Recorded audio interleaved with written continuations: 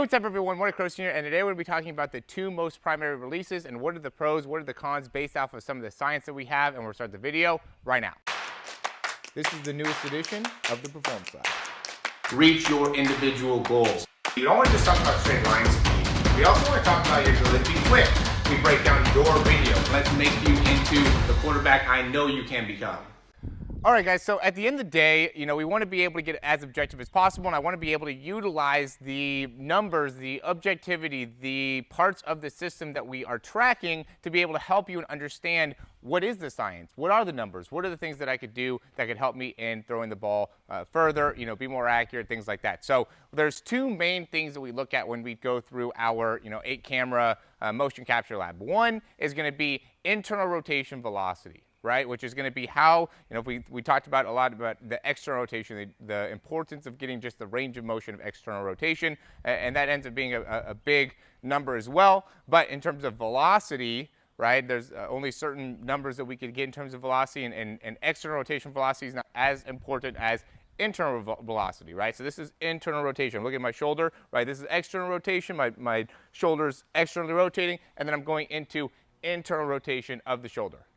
So that ends up being a critical thing that we're looking at, and this is just going to be with the arm. There's going to be pelvic rotation, wrist rotation, things like that. But within the arm, we're going to look at the internal rotation of the shoulder, and then also elbow extension, right, which is going to be here, and the velocity of extension within the elbow. Okay, and so what we see is there ends up being really two different types of throws, and so we'll see some people that end up going really over the top. Right, you get that side lean, they get that really, over the top type of throw, and Tom Brady kind of has that really like high position. Okay, and so that type of person is going to be putting more of a focus, and I would say Tom Brady is not in that category actually, because he does a really good job of kind of getting internal rotation as well in the shoulder. But there's some guys that we've seen that really have a lot of just like that action essentially, right? Because he does a good job of getting all the way up top and then coming through from there. But instead of just like this, right, as if they're trying to play darts. And so we'll see some guys that are trying to play darts, and so it looks like it's elbow extension velocity. In terms of the numbers,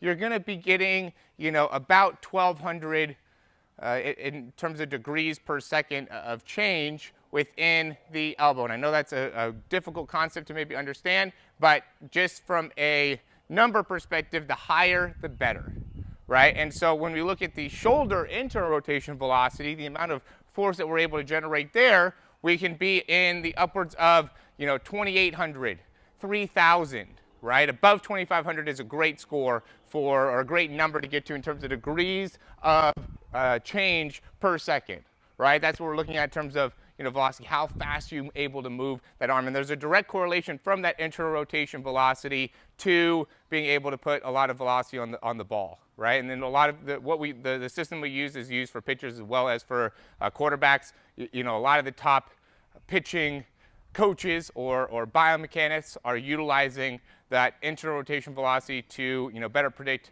the chances of injuries and things like that. And so what we're looking for though is how can we optimize both? Okay, because what ends up happening is we're going through the throw, right? We're talking about two different releases. One of them, we're coming up and over the top, right? And we're getting a lot of elbow extension, right? More elbow extension velocity than internal rotation velocity. What does that do, right? What does that mean? How does that end up being a benefit? Why would somebody do that? The reason somebody would do that is because they struggle with accuracy, right? So that elbow extension velocity and having more of this type of release is going to give us a little bit more control. Right? It's going to make it a little bit easier for us to be able to control where the ball is going, right? That's why we do this in darts, okay? Because we can have more control. We want to be very pinpoint. We want to be very accurate. So people that end up going like this will have a little bit more natural accuracy, where people that are going to go and, the further away that you get away from here, there becomes a point of diminishing returns, right? So we want to be, kind of coming up and through and getting elbow extension as well as internal velocity. When you get out to the side here, you're really not creating very much elbow extension velocity. You're basically 100% putting pressure within the shoulder and relying on that internal rotation velocity. And there becomes a point where you really can't get that much velocity overall. But what we want to see, right, is we want to see the ability to get kind of halfway between both so then we can have good accuracy and get good power. Again, there becomes a point with diminishing returns, but you can get a lot of velocity. We talked about this with the centrifugal force,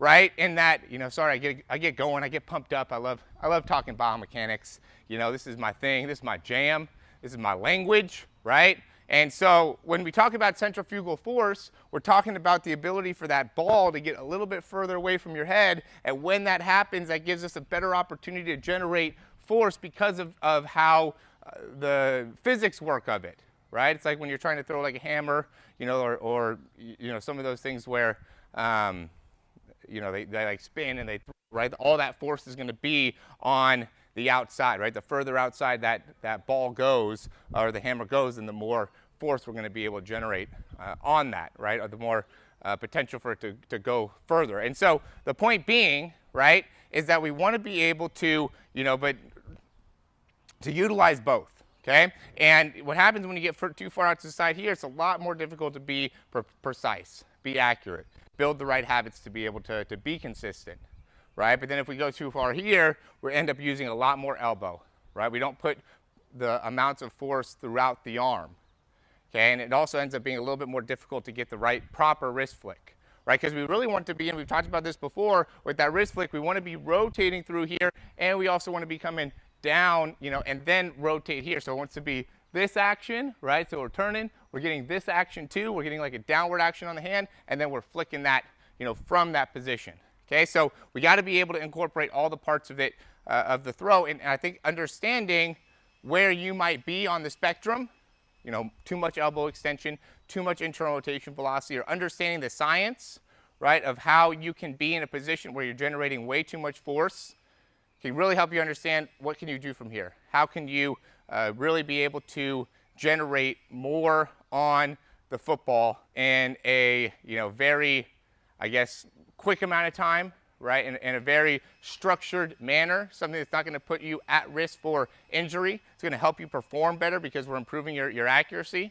I know we're going into a time period where it's very, very specific in terms of what needs to be done, right, but I can guarantee you this, okay, and what I mean by that is that, it's hard to be able to make changes right now from a mechanic perspective, right? It's almost like for the past 5 months from January to May, where you're at is kind of where you're at. And I agree with that, but at the same time, if you're not getting the results, you got to make a change.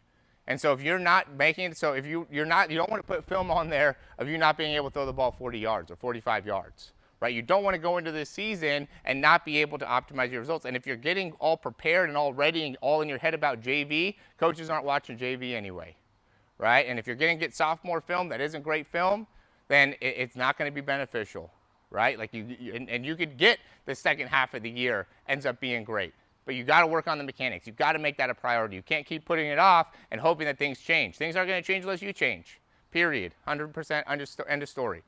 Check out the description down below. We got a lot of great options for you. I'm changing up what we're doing with the Throw 60 program to make it so it can be a little bit more specific to what it is with your needs. All right? But keep watching these videos. Keep figuring out how to be able to help yourself. And if you, have the inclination to be able to want to improve, then we have the systems in place for you to be able to do that. I highly recommend you guys do it. Also, check out Quarterback University. There's an even better deal available with Quarterback University with that customized programming. The customized programming on Quarterback University is the best thing that you can do to improve your performance today, 100%.